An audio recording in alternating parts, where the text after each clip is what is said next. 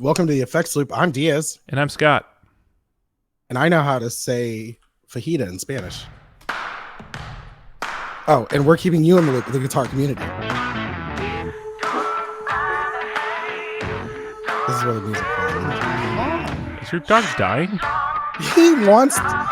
There's another dog outside, I guess, barking.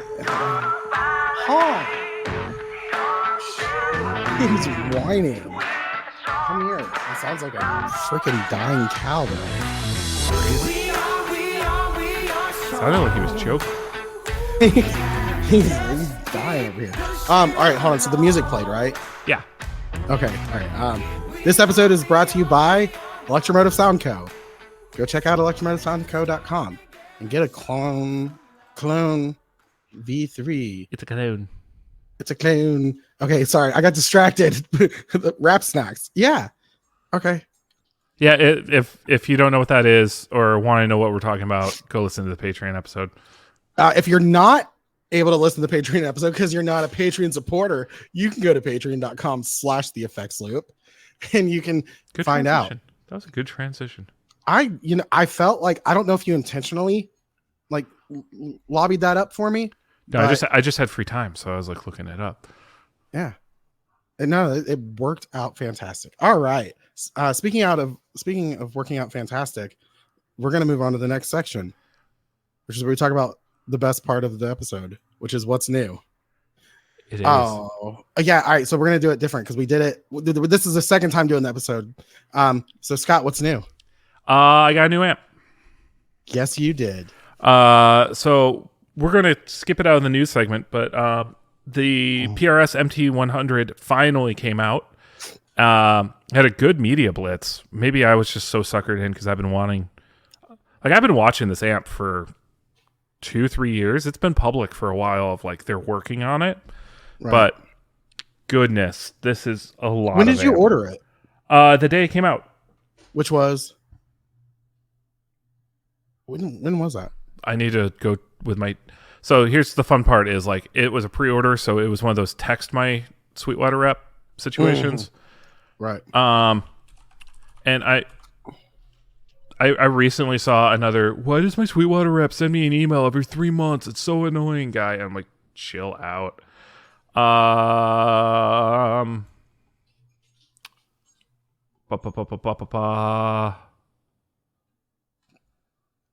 Okay. So since it's text messages, I'm not seeing it in my iMessages here. November 24th is when it's shipped. Okay. But I'll have to scroll through it on my phone.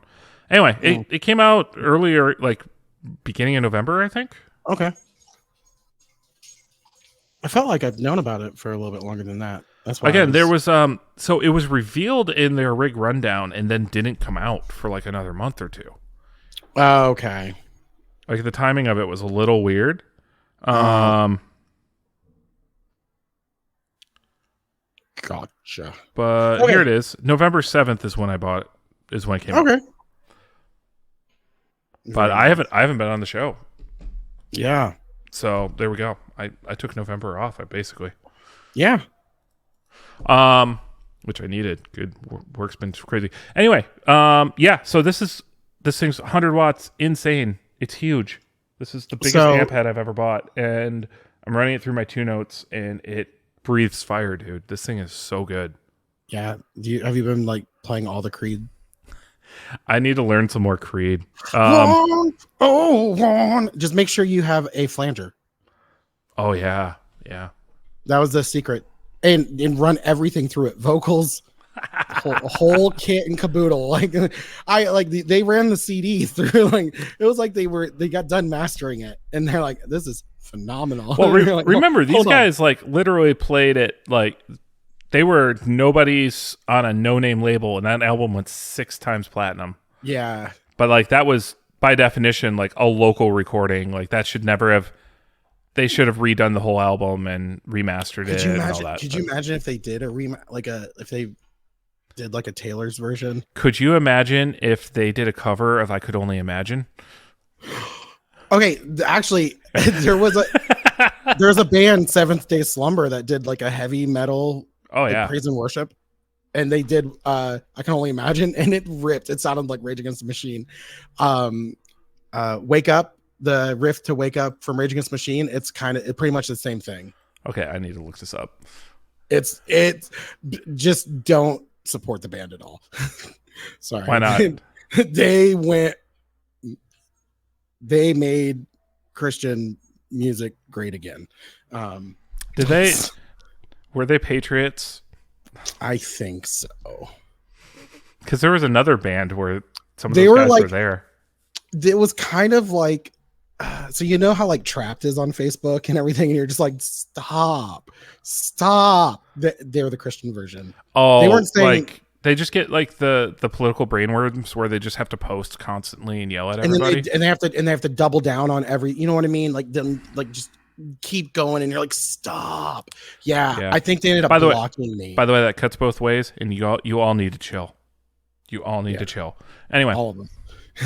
You are all the problem. This is why I don't follow anybody on Facebook anymore. I've actually gotten really good about. I've really gotten out of like the arguing on Facebook. You got out of the neighborhood groups, didn't you? No, I'm still in them. I just don't have the need to really argue with people. I don't know. I've gotten to where I just scroll and check things out, and that's about it. You've got enough arguments at home. You don't need to. No, I've just got enough stress going on in my life where I'm just like, I don't want this. So, yeah. Yes. So anyway, that's what's new with me. Diaz, anything? Oh, else one other one. I didn't buy it, but I do have it in hand. On a whatever term loan it will be, but I also got the Marshall Bluesbreaker reissue pedal. Oh. Yeah, it's my buddy Ian's. Of course it's Ian's. Of course Ian bought one, right? It's John Mayer. Yeah, it's John Mayer. So he has John Mayer. So he was like, now that he actually knows how to use a Bluesbreaker pedal again, because he's been using he bought that Prince of Tone off of me ages ago and is using that, which no idea which one's on his board right now, but he's borrowing my Snouse Black Box again to see if like the option paralysis is still a problem there, because like that is the thing with that. The Black Box has way too many switches that you get overwhelmed with it. I got rid of. There's still the one Prince of Tone that I had. I've had another Prince of Tone since I didn't like the sound of it.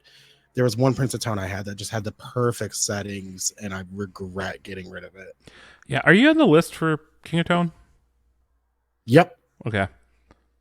Might want to check that. It's been a while. No. I checked a couple months ago. I've got about a year and a half. Okay. Yeah, it's about when I'm up again too. So we're probably like right around the same day. We probably jump back on together or something. Yeah.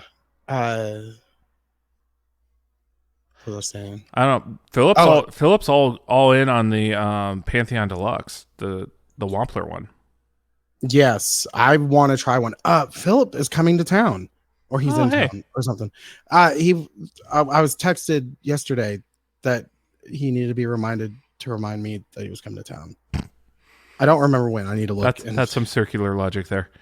Well, it was me, Andrew Hensley, and Philip Carter. So I sat there. I was like ADHD club. I was like, together we can forget anything. So, yeah. All right. Well, Diaz, what's new with you? I got a new guitar. The girlfriend got me a guitar for Christmas, and I got to get it. I got to open it early because, well, first of all, like she didn't really know what to order, so I just had to like place the order, and so I knew it was coming. And then I was playing in some services before Christmas, so she was like, "Well, here you go." So I got the Epiphone Jerry Cantrell Les Paul Custom Wino, and this thing is killer. It is absolutely phenomenal. I said it in the last episode. I'll say it again. It's absolutely beautiful. If I've said it once, I'll say it again. I'll say it again. Like we had this talk because I was like, I still kind of have this like weird inkling of like wine red. I still associate with like the Les Paul Studio because that was the color of it for so long. But like this looks different and looks a lot better. Mm-hmm. Front and back. Double bound, cream binding, and it's got gold hardware, So I had the black speed knobs, and I traded those for the gold knobs. Oh, you traded them? All right, well, I'll swap them. Sorry. Okay. Yeah, no. Well, I was gonna say The craziest trade ever was just, hey, if you you want to still trade knobs? if you got those speed knobs lying around, I might take those off I your don't hand. I don't know where I put them. If I can find them, I can find them, I'll send them to you. Well, they're import size, so they won't fit my Gibsons. Oh no, they are. Yeah, so that was one thing I had to do research on, was make sure that I ordered the right ones, the metric. I personally like speed knobs a lot. Like if you look at like Paul Reed Smiths, they have speed knobs basically, even though they're not speed knobs. I like them more than the top hats. I like the PRS knobs that were kind of clear and had the indentions. Mm-hmm. They somewhat kind of like the top hat, where they came in a little bit. They're bulky like the speed knob. Yeah, no, but I enjoyed those. That's still the knob, by the way. That's like the standard PRS knob. I love those knobs, but I'm just not a fan of the speed knobs. They're just too. I don't like the way they look. Is it because it's a smooth knob? Is that what the problem is? No. Do you need ridges on your knob? Is that the problem? I do prefer ridges on my knobs. Yeah. But yeah. So many people are like collectively slapping their heads right now, be like, "Not this again, Scott." Oh, there was leave the knobs alone. No. I saw. Did I send it in the group? There was a picture of all the different knobs from companies. No. Someone made a picture, and I looked at it, and I was like, "Oh, this is amazing!" Because I can point out which. Yeah. Let's not go down this. Okay. I got a question. I got a question for you. Yeah. So you have been Les Paul itching for a while here. For a very long time. Like, we've talked about it quite a bit. And you were really heavily like, I'm going to get this Harley Benton, effectively the Slash model. That's not the Slash model. Yeah. You were so dead set on that. Yes. What got you into the Jerry Cantrell? So I'm an Alice in Chains fan. That's one thing. And the thing about the Harley Benton that just, it's one of those things, is the headstock just kind of bothers me. I wasn't a fan of it. And looking at the price difference, it was like about $300 price difference. I think the Slash one is around $550, $500. This was $850.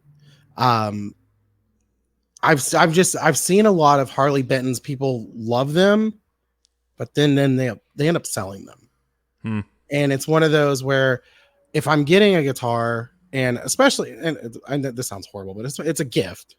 So it was like one of those where I didn't have to be completely self-conscious about the price, even though it's still my household paying for it.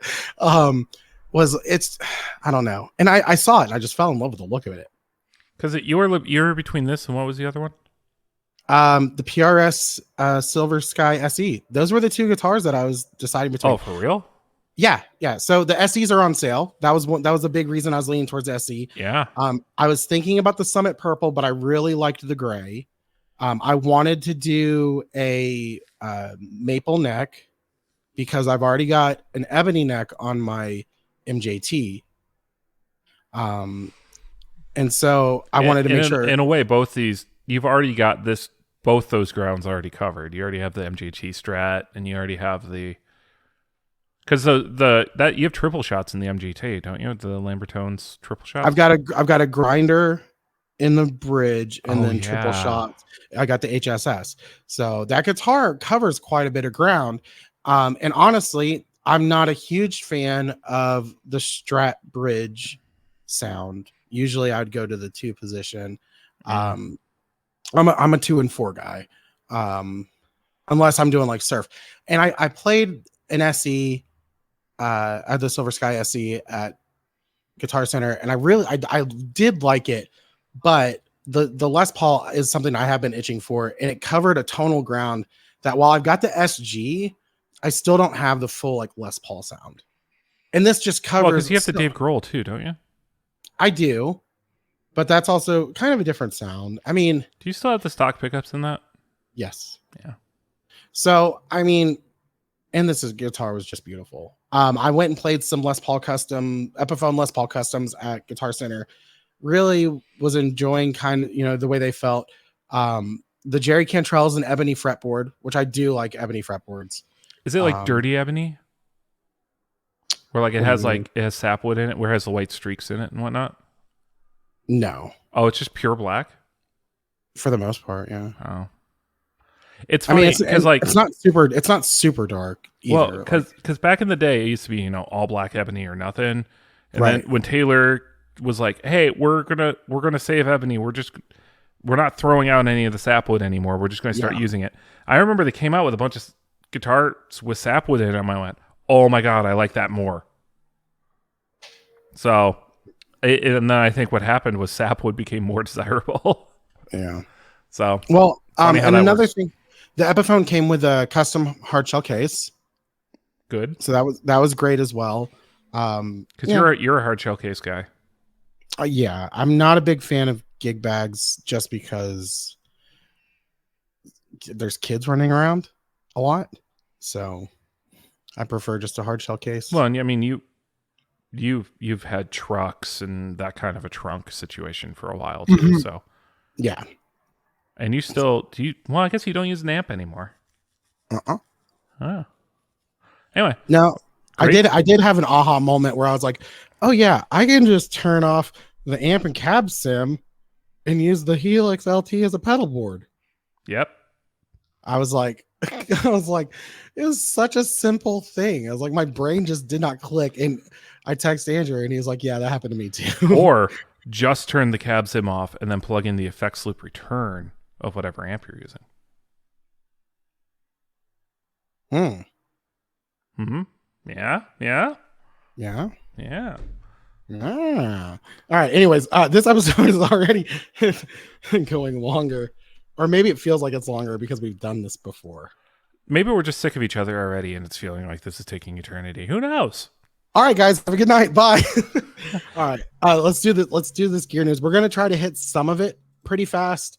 I'm sure there's stuff we're gonna get stuck on, seeing as we haven't been on the same episode. There's also so much good stuff. There really was a lot of good stuff. There's so much good stuff. Well, let's kick it right off with one of the things I think I'm most excited about in this list.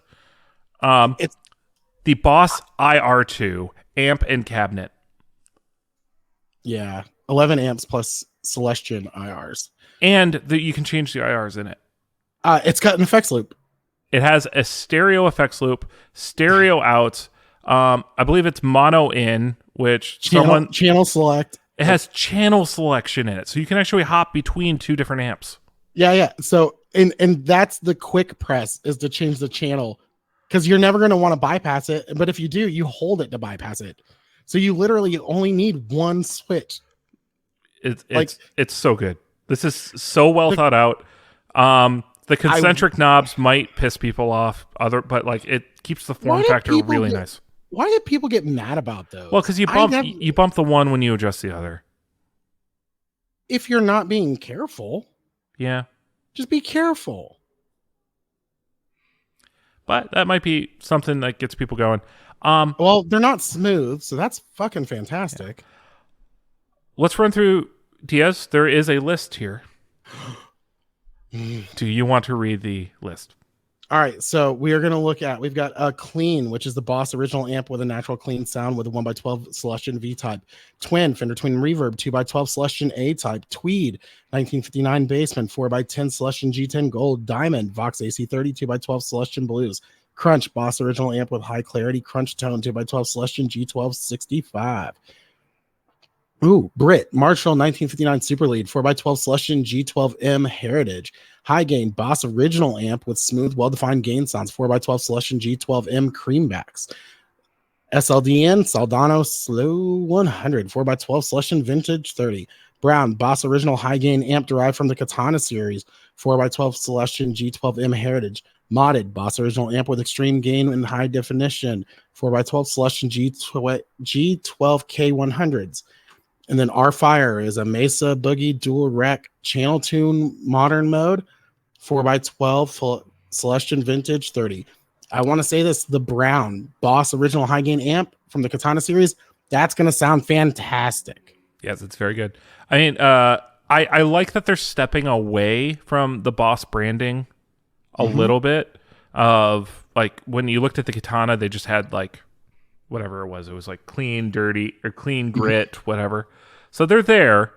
It was clean crunch, brown, something else. But like, this keeps those tones, but they're finally starting to use kind of the wink wink nod nod naming.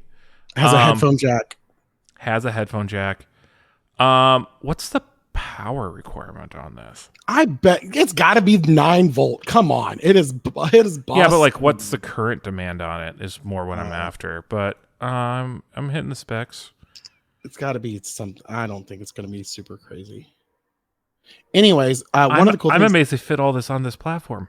and they've got an ambience, so it's got somewhat of like the room knob. Yeah. Yes, it's got a room knob. 160 milliamps. So, oh my god, some power supplies might struggle with it, but not many. Most modern ones can handle that just fine. But right, like, if we're looking at stuff with 300, 500. Like, I know, but like, there's people with Voodoo Labs pedal powers that are still doing that. Here's the thing, though. It also can still run on a 9-volt. I told you. So here's the thing, though. Like a 9-volt battery. Like, it still has that thing in there. So what's the requirement, though? Is that 160 milliamps? So it's going to kill that battery pretty quick. Okay. 3.5 hours.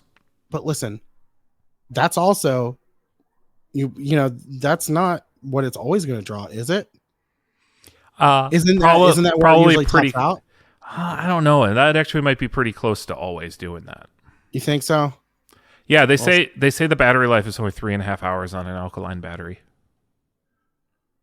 It's pretty bad. That's not. Is it? I don't know. All right, anyways, so this thing's $200. Yeah. So what I think the best things are, one, the price point, because realistically, this is legitimately competing with, like the ACS1 or the Iridium feature set. It's like all there. You can reprogram the IRs in it, so you can load your own IRs in it if you want to. Mm-hmm. Which is also something the Iridium allowed you to do. I think the ACS1 let you do it too. Yes. But it's not something that the Universal Audio ones did. Now, the Universal Audio ones had like 6 cabs or whatever in them, but they were only 1 amp type too. And like, so this is really cool what's all coming out of this. This right here needs to be the answer anytime anyone at a church is like, we want to buy something like this right here. This would be great for any church to have, so anyone could just bring their pedal board and plug in. I mean, yeah, the barrier to entry is getting lower. Yeah. But at the same time, if this came out at $400, we'd all be snarling at it probably. So like, yeah, there you go. $200, perfect price point. It's a little more expensive than some of the TC Electronics amp things we had, but yeah, like, but the features are so much better.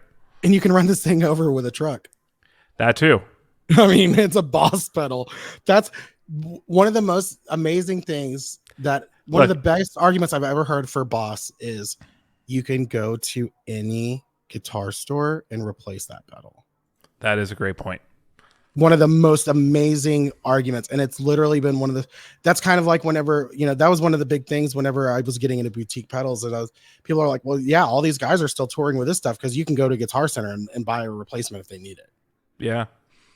I think you might run into issues if you're a pancake plug person, but with how close all those jacks are together, because to have 3 on each side of a Boss pedal, that's more jacks than I've ever seen on a Boss pedal.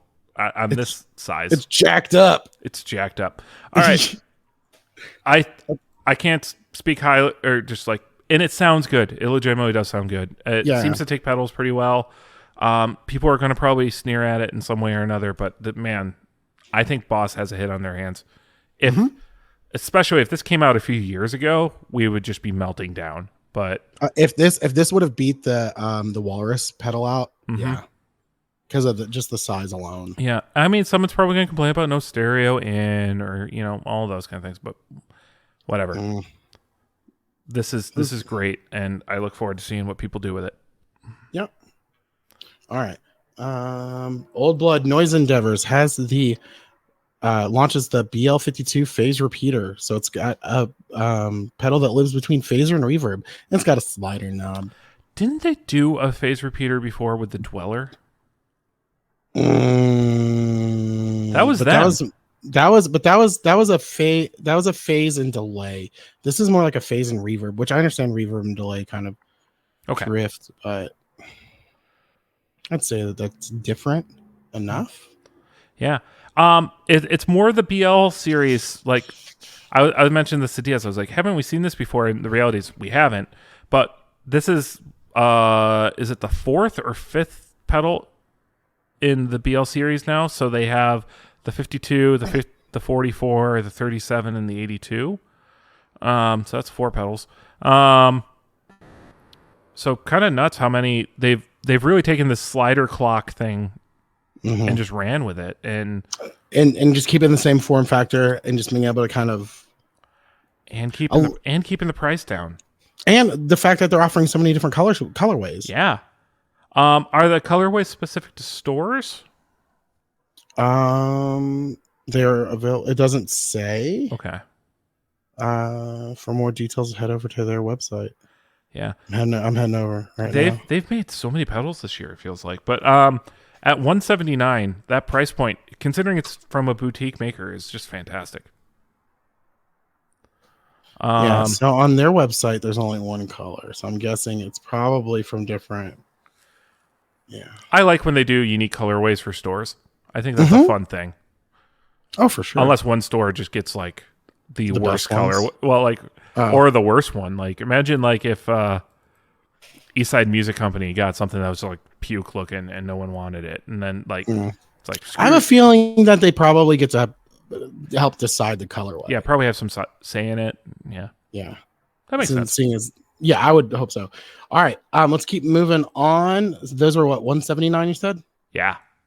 All right. Chase Bliss teams up with Goodhertz for the Lossy pedal to add all the nasty and beautiful mistakes of heavenly deconstructed digital audio to your guitar tone. It's a lo-fi pedal. So it's like, is it a generation loss lo-fi? Well, so generation loss is trying to do what tape decay sounds like. Okay. So this is like what, remember when we used to get really crappy MP3s and how terrible they sounded? Yes. From bit loss and loss of compression? That's what this is doing. Okay. It's based off a VST plugin from with a little bit different. So yeah, you know, what do I say? I mean, there's a freeze mode, which is kind of cool in this. It's a lot of like pad and texture kind of voicings in this kind of thing, trying to do that low rate lossy data compression sound. I believe it's stereo in and out, as a lot of digital pedals from Chase Bliss are now. It's coming in at $400, which is fairly consistent with Chase Bliss. It's in the classic Chase Bliss form factor of the 6 knobs and the dip switches on the back. So if I think the texture heads and synth people are going to be all over this. I don't know, man. Do you feel like Chase Bliss is losing me, man? Like I think they're losing guitar players because I don't think they're targeting guitar players anymore. I don't think they've targeted guitar players in a while. And I don't think that's necessarily like oh my God, I'm beating them up situation. I think No. I feel like they found an audience that nobody expected to have been found. And they're gunning for it, and they should, because it's a audience that's not getting targeted with pedals. But like those players are using pedals. Yeah, I mean, synth guys have been using outboard pedals for ages. Right. So that's not that crazy. Well, I mean, but not a lot of people have built the pedals geared specifically for them. They've taken guitar pedals and used them. Yeah, that's fair. That's what I'm saying. Like, I feel like Chase Bliss is actually targeting this audience where everyone else has done it and been like, oh, well, these people might like it. Kind of like Strymon with the Night Sky. Yeah, I mean, the Night Sky was, again, a pedal where we were like, I don't really think this is for guitar players. Right. And so, but I feel like Chase Bliss is like, yeah, that's an untapped market. And I think they might be going for it. And that's smart. Especially in how crowded the world is. Yeah. But at the same time, I also see guitar players using this. Oh, yeah. But it's not as obvious as a... this is... What's the most... like when we looked at like these pedals are great for musical masturbation. They're great for whenever you're sitting at home playing with yourself. But and so it's a fun toy. I think these are great toys for guitar players, and they're great. They can be inspiring musically, yes, but I feel like I don't see them in a very like a live application. I can see it like being that one song and that one effect for like an intro or something like that. Right. Which I don't know about you, but like $400 for a pedal that does that one song is like a hard sell for me. And you know, again, I don't want to like crap on the brand here. You know what I mean? Like I personally don't feel this one's for me. And it's been a while since Chase Bliss has made a pedal that I felt is for me. Probably the last one was, well, I have a Generation Lost Mark II, so like that was the last time I bought a Chase Bliss pedal. Yeah, but you bought that? I think were you one of the ones that bought that more because of the hyped up situation with it? No, I mean it's on my board right now. That's like one of the few pedals that's on my board. I use the Degeneration. I use it for like. Did you just say Degeneration? Degeneration X. I mean that's what it is, but I use it with like swells and like ambient stuff when I want my guitar to kind of not pop. Okay. And it works really well for that, but it's also it gets that nice layer, like kind of.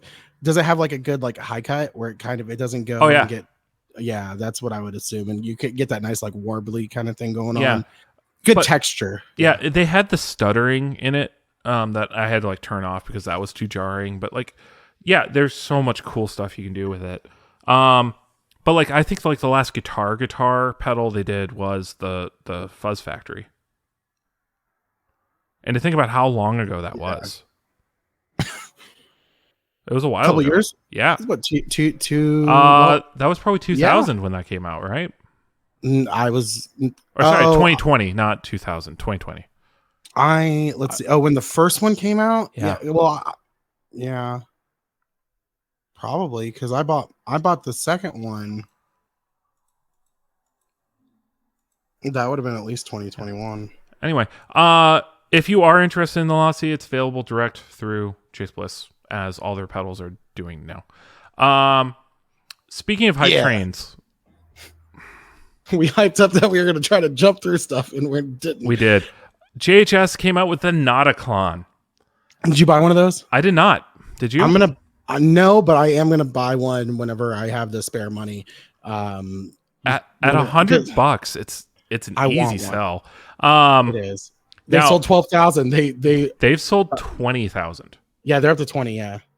Oh, someone found the golden ticket, by the way, too. Oh, good for them. Yeah, and it was like an actual gigging musician. Fantastic. Yeah. But if you didn't know, all right. So, anyways, so the Nauticlon is a build your own pedal. So it's not really a DIY in the sense of there's no solder. It is the most simple put together. All it requires is your hands. They send the tools and everything. It's $99, and it sounds amazing. Everything I've heard sounds fantastic. And they put one golden ticket out, and if you got the golden ticket, you got the $1,500 worth of JHS product of your choice. That's so fun.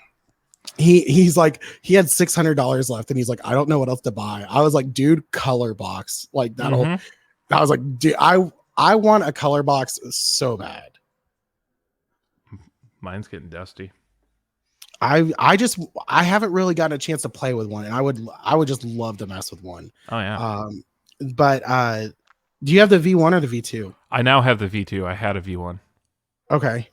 The V2 passes through phantom power now, so I want to use it with mics and stuff like that. But really, you know what I use it the most for is as a bass preamp. Really? Yeah, just like a bass direct box. That's where I kind of want it. I kind of want to do it. I want to do that directed board sound. That's what it does. Yeah, I've always been fascinated with it. It's just in a price realm where I don't want to buy one. It's one of those where if I ever got offered one in trade, I'd definitely do it. Yeah. So, I have such mixed feelings over a lot of this, but this one particularly, I look back and I go, you know what? The more I think about it, the more I like it. Yeah. I had a really nasty initial reaction to it, and I don't feel like the need to apologize for it, but like it's really fun. I mean, one, if they're shipping 20,000 of these, that is such a roaring success as far as pedals go. That's insane. So congratulations, JHS. The hype on these has been sitting out there for so long, and we've seen how the old JHS Klons went for extreme prices and all that. So for them to turn around and say, we're just going to do $100, even though this could have been $200 and it probably would have sold fairly similarly. But I honestly say $150, they would have sold the exact same amount. Yeah. But at the same time, the clone market is so saturated with different options. Him going for the bottom of it is a really interesting play. So I will say this. One of the things that there's a lot of selling points in my opinion. I love the bare look of it. I mean, it's effectively a 3 series. Yeah, it looks like a 3 series. I mean, yeah, that's exactly what it is. Build your own 3 series. Yeah. And it just one of the cool things, and I will say this, is the marketing on this was phenomenal. And it's definitely what made me buy into it was watching people put it together with their kids. And maybe that's a parent thing where I'm like, oh, that's like really cool. But it is one of those things too, where this is something you can buy and do for yourself, but share it with someone else and be like, check this out. Like that's something I'm looking forward to doing. Yeah. His promo video was his kids making it, which was just fun. Now I hope his kids aren't making all 20,000 of them. But Dad, I just want to go to sleep. If you want Christmas, he'll put those in the box. Well, because he did a series with his kids before. That's those vintage fuzzes that went ridiculously fast. His family, his whole family helped build those. Yeah, that was like beginning of the pandemic, right? Yes. Yeah, that was one of the things. I love the goop. The goop was hilarious. That's wonderful. My favorite part of the whole thing is like, here's the thing, goop your circuit. Yes. But again, I also love that he is just saying, in a lot of ways, he's like, clones sound good.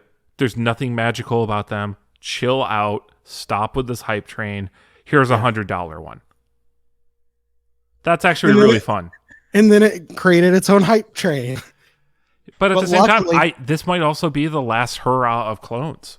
Well, and the wonderful thing is that they're not like saying, oh, well, we're not going to do anymore. Because they're like, oh, this went nuts. You can still pre-order the next 3 batches. Yeah.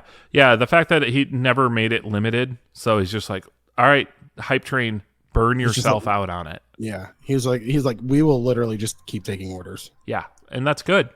In the long run, all this is actually really good. So because he's going to saturate the market. That's one thing. Like he floods the market with his own product. So this doesn't happen. It's wonderful that the pedal industry is realizing what's happening and trying to make it more accessible, and hearing the people kind of like people like me who like might not be able to see like, oh, this pedal goes on sale tomorrow, and just be able to like, oh, I've got that money. You know what I mean? Mm-hmm. People have to save up and budget and work their way towards their goals. It's like, okay, I got to save $100. I can do that, in a month, and then I'll be able to order it. And there's going to just be a bunch of shitty ones that are about to fall apart because no one put them together well. Of these later. Yeah. You want to buy my gooped version or my not gooped version? Definitely not gooped. Yeah, don't goop it. That's the other funny part about this is I don't really think these are going to sell. Like resell that much. Oh no, these are going to be $50 resell. Yeah, $50. These are because half of the fun is gone. I'm not buying it because I need a clone. I'm buying it because I want to put together a pedal really quick and easy. It's kind of like do you remember the model sets, and there was different levels. There's the 1, the 2, and the 3. This is a level 1. This is quick and easy. You don't need to worry about glue or paint or anything like that. You're set. Yeah. Go have fun. So, all right, let's keep moving because we are not doing great. Okay, you need to tell me about this one because I don't know about this pedal. I don't know. I just happened to be searching the internet and I found this. So it looked really cool. So Fox here has 4 new. Did you just skip? Oh, did I skip one? I skipped one. Okay, yeah, this was an ad. Fox Gear Um, what's the other pedals they have? I Their logo. always lose track of them because Foxgear and Foxcatcher Nope. and It's not even the Foxcatcher. I always confuse this with what's John Snyder's the creation. Who did they buy? wasn't that Foxcatcher? No, No, Fox Foxcatcher. Pedal. Fox Pedal, pedals. which he's I believe that brand has ramped down. I thought he sold everything off and he was done with it. Yeah, Yeah. So like, yeah, that's. But I always got them confused. But yeah, these are mini amp DI 100-watt series models. So okay. I So literally, what does 100-watt mean in this situation? I don't know. Is it powered? I mean, because these are each boasting 100 watts of output power. 100-watt real RMS into 4 ohms. Okay, so it's got a Class D amp in it too. So this is a 30 pedal board volt, amp. Yeah, 30-volt DC power unit. Cool. And so there's a high watt, a plexi, a twin reverb, and a Vox. Yeah, you got to get the basics covered. Yeah. So I just saw these. You got cab simulation, 100% analog amplifier. Let's see. Oh, and then it does cab sim, so you can go direct with it or plug into a cab. I like that. Yes, that is something that this is like great for like the gigging guitar player. At 250, that's actually a pretty easy sell as well. I know we were just talking about the $200 Boss, but that doesn't have a power amp in it. Good luck finding a power amp for $50. Even the Harley Benton ones are 2-3 times that. What's the EHX, the 44 caliber thing? It's at least $100-something, right? Yeah, it's got to be 120 at least. Only real downside to this is to get that amount of power, it's a 30-volt power supply. So good luck powering that off your normal. You're not powering break. That off of. No, yeah. You are going to have its own wall wart. Yeah, but so it can, and you can do it as both. You can run it direct and to a cab at the same time. Fantastic. So all right, moving on. Yeah, that's quick and easy. That was quick and easy, just like using Bennett Custom Audio's Lighthouse pedal.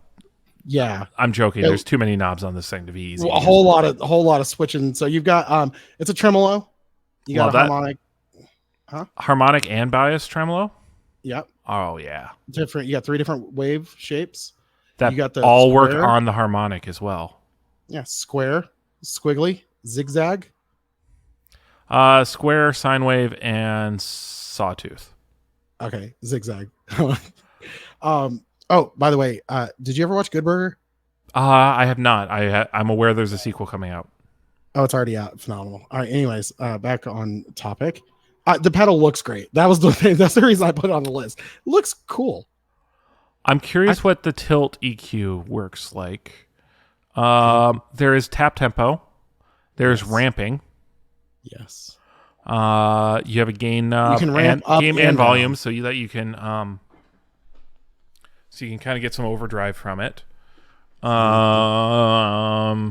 Presence. So you're getting. I mean, there's a lot going on, and it's 9 to 24 volts. Tilt EQ only affects the wet signal.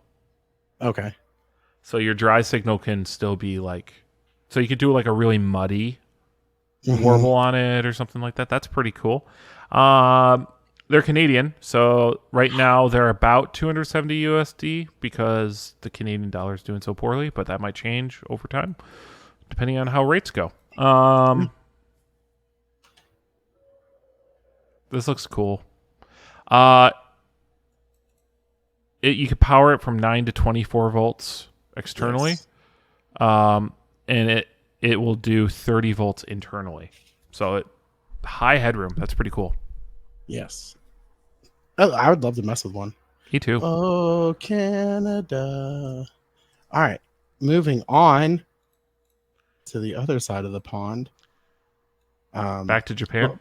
Yeah. Boss announced his limited edition 50th anniversary pedals. It was a bigger pond that I was talking about. So you've got the SD1, the BD2, and the DS1 in these special enclosures. Yeah, silver screws are back. Yeah, boy. Um, It's got a tattoo on the side. they're not. It doesn't look like they're that limited of edition. Like, remember when they did the last time they did Oh, three pedals yeah. together and like they sold out instantly and it was a kit. You can just Yeah. buy these. So like the the BD2 is only $109 at Sweetwater right now. Oh, nice. Oh, I kind of want that. The BD2 and the SD1 are the two. The DS1 is $82.99. Are you kidding me? So is the SD1. So they're not that expensive. What? They're just special edition anniversary models. So I kind of want them. That's cool. there you go. Speaking of anniversaries, Fender's having a 70th anniversary with the Stratocaster models announced. There are their vintage spec, anniversary 2-color sunburst or Nebula Noir. Nebula Noir. Ooh. Black. White pickguard, black Yeah. pickup covers. I like it. I like it. Yeah, 59 style pickups, medium jumbo frets, so they're not super so they're coming out with a player, a professional 2, and then a regular player and a American professional standard Stratocaster. So there's the anniversary model and then there's the non. I don't have enough mental power to quickly compare and contrast here, but there are different pickups between the two of them. So the American Professional has the 70th anniversary V-Mod 2 single coil Strat pickups, and they're doing the tall narrow frets on that. Also has an option of a Comet burst finish with a maple deep C neck. And they're doing a flame maple top over the alder body rosewood fretboard. And then on the regular player and professional, they're doing maple or rosewood fretboard options. While the player is still Pal Ferro. I don't see a price tag on this. That's not from Toman. So, dang it! I know. What if I Google this real quick? Distraction. I'll talk about something else. Oh wait, I can't talk about the next thing yet. So no, that's not the right one. Holy, that can't be right. No, that's Reverb. All the prices. So looking at the Euro, the player is 999,999. Okay, that's too many. Which one? The black one? That's the 70th anniversary player Stratocaster that is in your Noir. Nebula Noir finish is basically $1,000.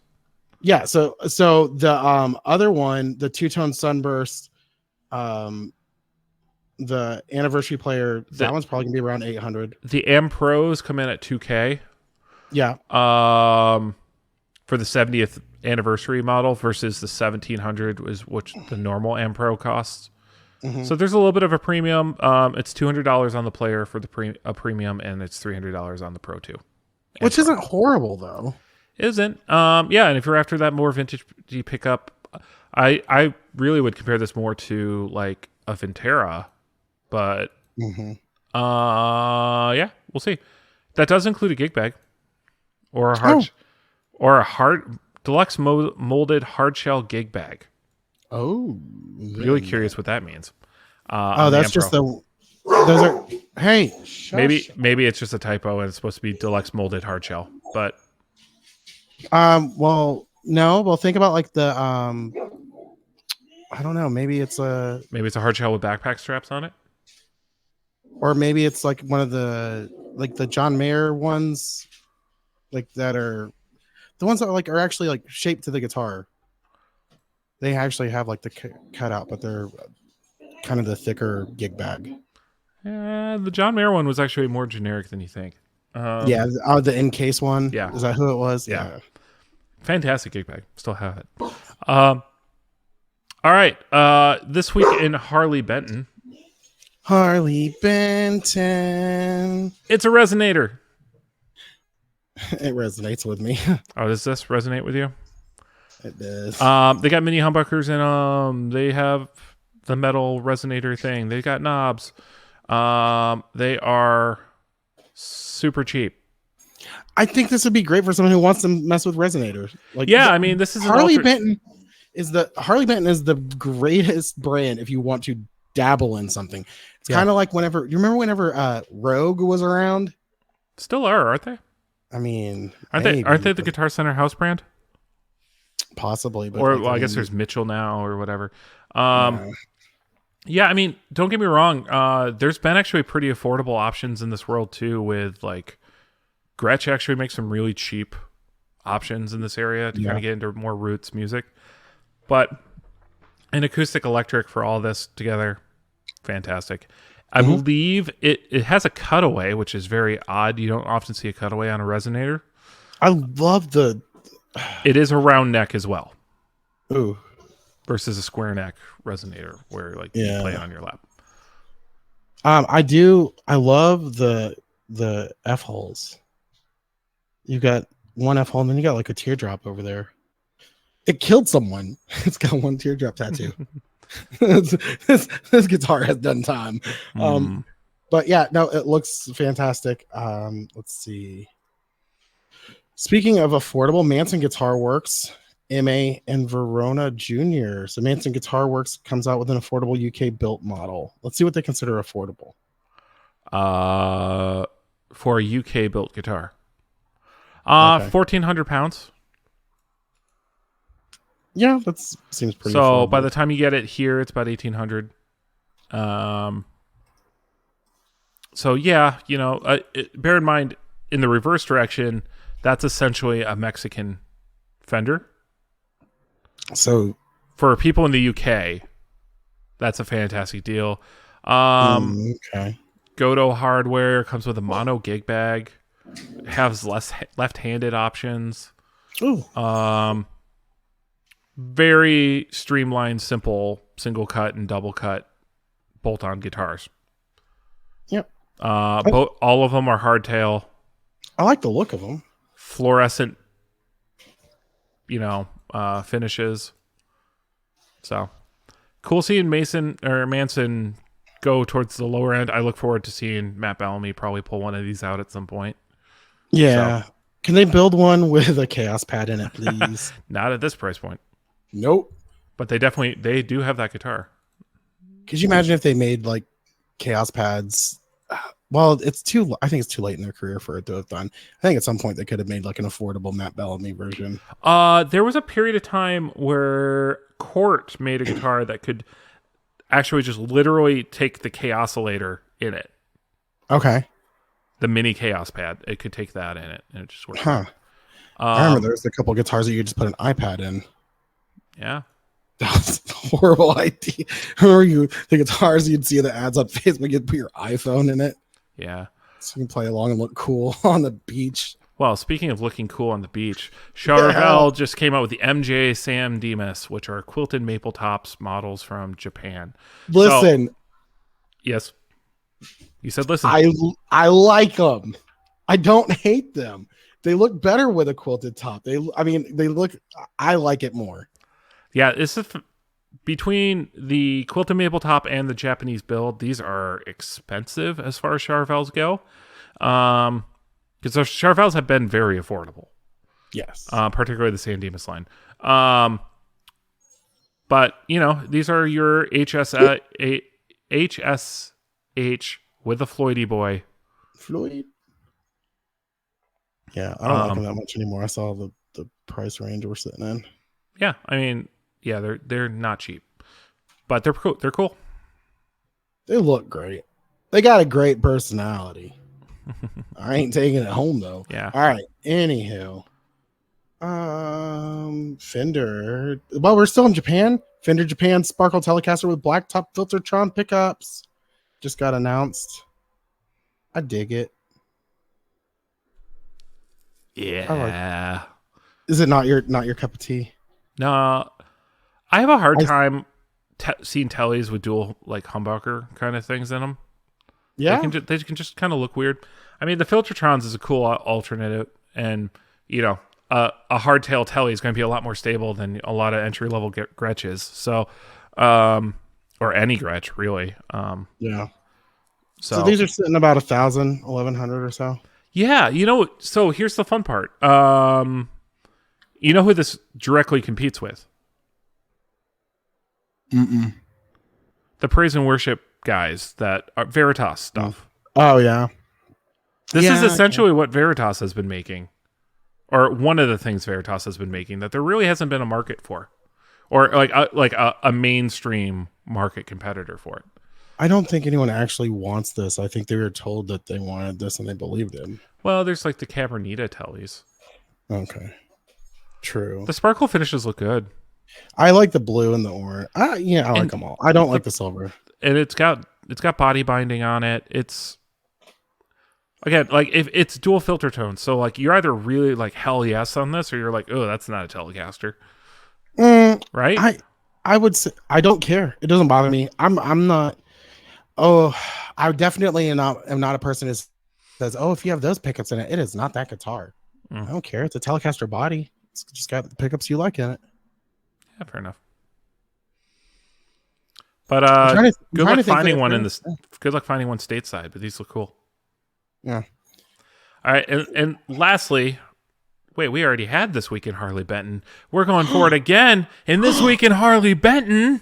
Harley Benton. Oh, you milked that one up. Yeah, I did. I got to do it twice. There are 5 new models added to their DIY guitar kits. One of them's a fucking blank. Yeah, it's a cutting board. Well, it's a blank body. You can cut it into whatever shape you want. It's literally a plank. That's it. Because like if you look, like the headstocks are massive on all these too, so like you can cut the headstock in whatever shape you want. Yeah, that one is supposed to be a single. So I'm guessing you're going to make that into an LP style, maybe. Yeah, I mean these DIY kits, it's always questionable quality how they're actually going to be, particularly on the frets. Like how soft are the frets going to be?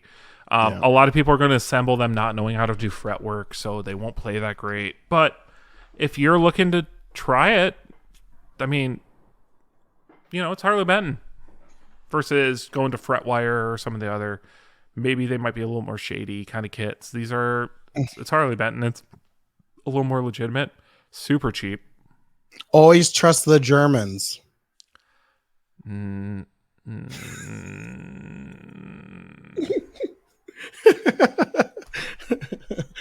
got an episode title right there.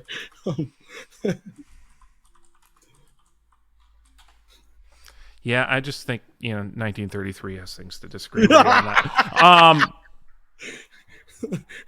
Well, okay, and lastly, like what we're going to try to power through this, but good Lord, was this a cool era of amps?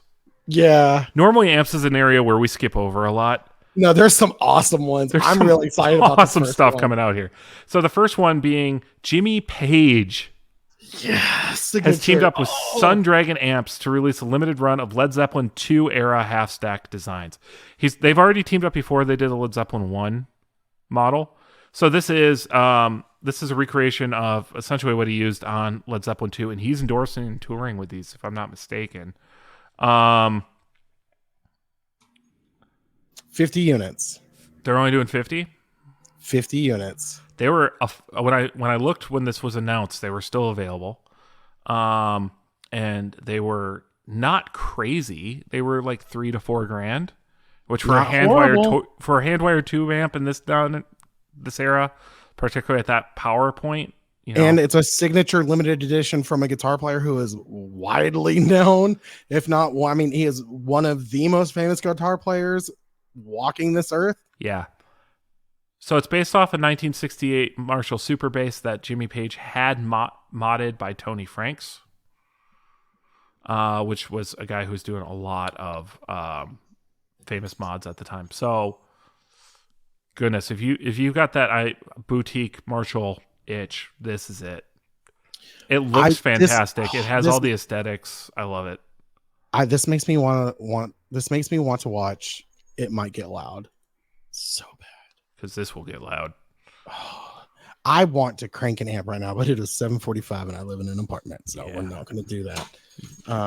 Anyways, this looks phenomenal. I want to play one so bad. Now, what's actually fun about this next amp is you can crank it without making all the noise for all your neighbors because it has a dummy load in it. Yay, dummies. So Soldano releases their first new amp in like 25 years. Yeah, because the last thing Soldano really did was the Jet City stuff that they helped design.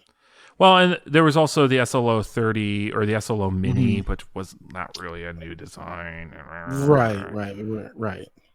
But this is a unique amp in some interesting ways. So it is the Astro 20 is a 20-watt amp, has 3 channels and what's called 4 galaxies. And it also has some really nice features in terms of IR loading and silent play. First off, it is a MIDI controllable amp. And essentially, there are 3 channels, which is which is always a clean amp. Then there's Overdrive 1 and Overdrive 2. Overdrive 1 and 2 do share a tone stack and a lot of knobs, but they have alternate sort of channel flavors that you can go through. Those are the different galaxies. So that's what they're calling them. And you can assign them and flip them around. And also you can have them internally paired with different IRs. So you can have your clean channel paired with a different IR than your dirty channel. So that gives you a true... Because, I mean, that's the thing. Like, when you want a good speaker for, cutting, high gain, sometimes sounds kind of sterile when you try to run clean tones through it. I want this so bad. So it's available as a head and a combo. The head is $2K. The combo is a little bit more. Again, as I mentioned, it does cabless operation. It does a bunch of different presets. Some of the stuff is very reminiscent of like what comes from Friedman and that because, same family. But yeah, 2K, this is a really cool value of cool options. But it does beget immediate comparison. I'm going to skip here. Sorry, Diaz. To what Rev has been offering. Mm-hmm. And so Rev just came out with the Dynamis D40 a few weeks back. This was actually back in October, but it kind of missed our rounds, which has a full 2-note system built into it. So I'm just loving... Now that's coming in at $2,400. So bear in mind, this is a bit more expensive. But it has a lot more controls in terms of the D40 is a 40-watt amp that can scale down to 2 amps. It's a true dual channel amplifier. So you first channel, you'll find the pure and sparkly cleans, whereas up to edge of breakup tones. Channel 2 is your fat, creamy gain, think blues rock, classic rock. But the reason I'm comparing these two is Rev has really pioneered this model of the silent amp. Whether they were the first person to do it, they're partnering with 2-Notes has really solidified their position in that area. I remember, because they were really doing this real heavy at one of the first summer NAMs that we covered. Yeah. That was their big thing they had pretty much a silent amp head without needing a 2-rock or sorry, not 2-rock, a 2-Notes or anything or a Waza amp expander or Universal Audio aux or Friedman Hop play or there's so many different options there, but by building it into the amp, it's just a really cool feature. And I'm loving seeing that they are, as tube amps are getting smaller and a little more compact with these 20 and 40 watt amps, they're also adding these cool features back into them, where I think a lot of people are just buying a bunch of amp heads now because they get all the flavors through IR stuff. I mean, that's what you look at my house right now. I've got a stack of 3 amp heads sitting next to my desk. I didn't have an amp head until this year, So yeah. It's cool seeing this stuff come out. We can back up a little bit if you want to talk about that, but that Bad Cat. Yeah, Bad Cat introduces the Jet Black amp. I haven't heard of anything new from Bad Cat in a while. We talked about Tosin Abasi is starting to use them. Yeah, and so it seems like they're starting to do a comeback. Yeah, because it seemed like they kind of they were really big, then just disappeared. I know there was a little bit of drama at some point, from what I understand. But I think that a lot of that happened whenever Bad Cat started doing a lot of overseas stuff. So, just for the longest time, Bad Cat was a boutique U.S. built amplifier company. And then whenever they started doing overseas stuff, I think there were some issues. Mm-hmm. But it's good to see them back. They've always had an amazing look. Because isn't this who the guy from Morgan? Did he leave Bad Cat and start Morgan Amps or something like that? I thought Bad Cat had something to do with Matchless. Oh, maybe that's it. Was it Samson from Matchless? That might be it. Okay. Yes. Yeah, because there's the Bad Cat Samson era stuff. Yeah. Okay. Okay, there you go. Sorry. Thank you. Had nothing to do with Morgan. Yeah, that's fine. So I think he had his own thing going on. But yeah, this looked it looked really cool. I didn't see a price on it. But I just thought it looked cool. And it was just interesting to see something new from Bad Cat. Yeah. Unfortunately, Premier Guitar now blocks you if you haven't had blocker. So Oh, what? yeah. So I can't use them? Well, I can't even like get to this article right now. Wow. Usually there's a screw you button in those pop-ups where it's like I'll do it later. Now I actually have to whitelist Premier Guitar. Oh, but I didn't do it. Just, meh. Yeah. I don't support other media. How dare you? I know. 38 watt output. Okay, anyways, let's talk about this last thing. You put this on here. Yeah, and so Victory Amps has updated the Kraken, Rabea Massad's favorite high gain head. So this is the Mark II. It now has a switchable 50 watt and 9 watt settings. Did whenever Andertons did a video on it, did they have to do the thing? I think they have to declare that they have a financial investment. Yes. Simultaneously, Chapman Guitars comes out with a Danish Pete signature, and he's playing with that in every single video now. So, yeah. Mm-hmm. It's business. At least they're still reviewing everybody else, and they're not just ragging on everyone. So, like, whatever. I still enjoy Anderton's videos. They're fine. I honestly could not care less. I give no shits. I just think it's hilarious that was a thing. Yeah, people need things to be angry about. I get it, but at some point I'm like, is this really what we're getting upset about? So, all right. So there's a lunchbox version and a wooden cabinet version now, because previously I think it was just a lunchbox version. I believe so. Yeah, the lunchbox version looks the most recognizable. Comes with a gig bag. Or like a studio slip kind of a thing, probably. There is, it's technically a independent gain controls, 2 independent Master 2 volume controls that are foot switchable and assigned to operate globally across both channels or to control the master volume of each channel independently.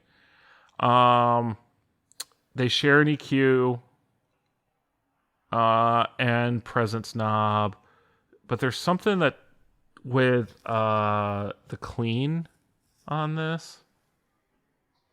Okay, they added a new clean mode to gain 1 channel that makes them potentially even more useful settings. The clean mode is foot switchable, effectively turning this into a de facto 3-channel amp. So a lot of versatility in this small little thing. That's what she said. Bass focus switch for tighten up the low end. Series effects loop. Yeah, pretty cool. I wish Victory would have more distribution in the US so we'd be able to try them in stores. I think we'd all be really into what they have offered. Oh yeah. Well, one thing is, I mean, they look cool as heck. Yeah. Yeah, they do. I love the look of them. So, yeah. Anyhow. So that's our list. We got through it. Yay. Really quick. So I'm going to do this. I didn't talk to Scott about this beforehand. So we've got a friend of the show, Doug, who has a family member who's going through some stuff. And if you want to check out the Facebook page, we shared a GoFundMe for it. And there will be a link in the show notes. Okay. I wasn't going to put that up there, but we had already shared it. There's going to be a link in the show notes. If you're able to do anything, even if it's sharing it and putting it in front of people, that's helpful. But Doug's a great guy, and I feel like anything we can do to help them is something worth doing. So check out the link in the show notes. If you're not able to help Doug, share the link because someone might be able to, or help Tim and Doug's family. That is it for the show. Thank you for listening. A big shout out again to Electromotive Sound Co. for sponsoring the episode. Go to electromotivesoundco.com.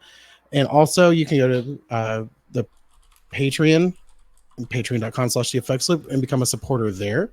You can go to theeffectsloop.com. That's got links to everything, the Facebook group, Instagram, merch, YouTube, our email, and the Patreon.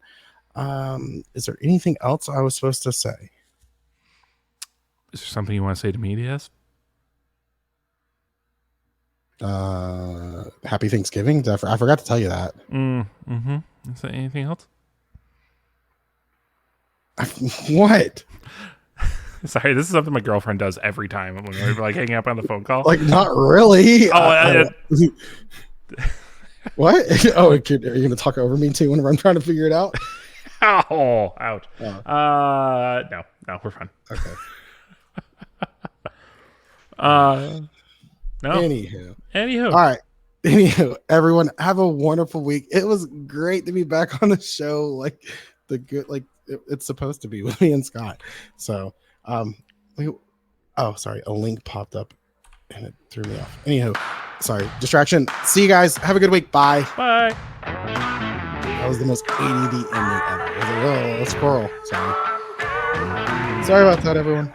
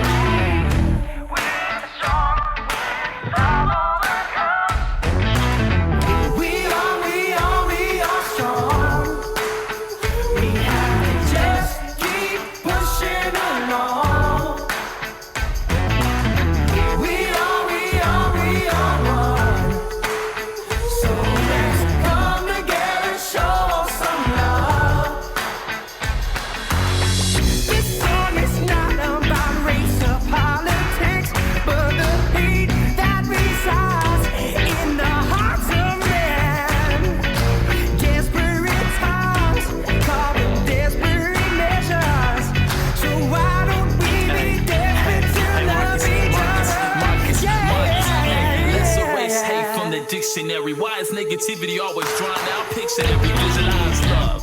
Energized lives together.